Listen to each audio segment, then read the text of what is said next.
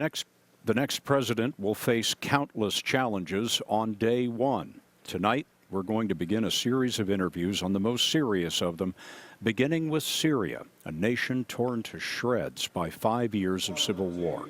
Margaret Brennan spoke with Leon Panetta, a former CIA director, former defense secretary, and former White House chief of staff. There's no question that the next president, just by virtue of the national security threat that flows from ISIS out of Syria, is going to have to confront that situation. Sounds like you're saying inaction is just not an option.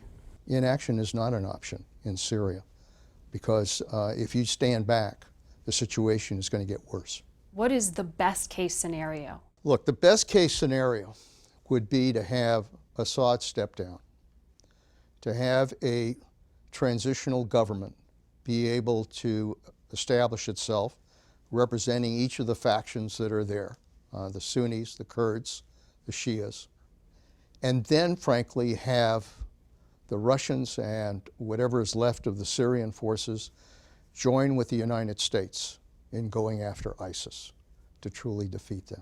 That would be the best case scenario. What are the odds of that? Not very good. Not very good. What's the worst case scenario?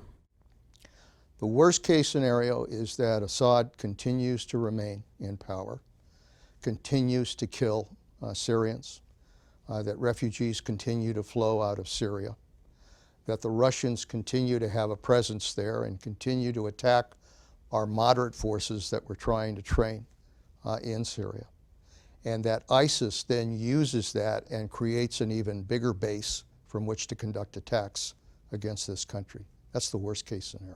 Sounds like you're describing what's happening now.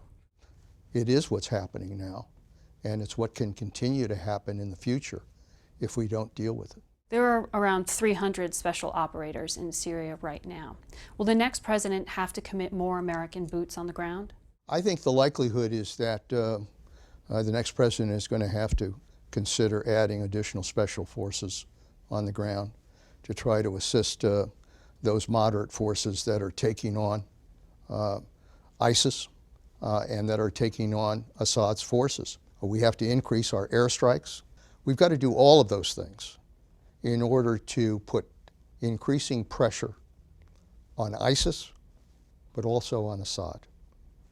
We can't surrender one objective for the other. We've got to continue to press on both fronts. Is it possible to defeat ISIS without challenging Assad? I think it's very difficult, as we've seen, to conduct effective operations against ISIS when we're dealing with Assad's forces pressing us in different places, and when we're dealing with the Russians who go in and literally bomb the very forces that we're training to go after Assad and to go after ISIS. We cannot have that situation continue in the future. So the U.S. has to confront Russia. We are hoping, upon hope, that the Russians will do the right thing. They're not going to do the right thing without pressure. They're not going to do the right thing without giving our diplomats greater leverage than what they have now to deal with the Russians. To do that, we have got to make very clear that we have objectives to achieve, that we intend to press to achieve those objectives, and that we will not allow them to divert us from that, from the goals of defending ourselves. Hoping Assad negotiates isn't a strategy. Praying and hoping and crossing our fingers that somehow Assad will see the light is not working. And it's not working because Assad basically thinks that he's on the winning side right now with the support of the Russians. When the next president takes office, is this something on day one that requires an immediate response?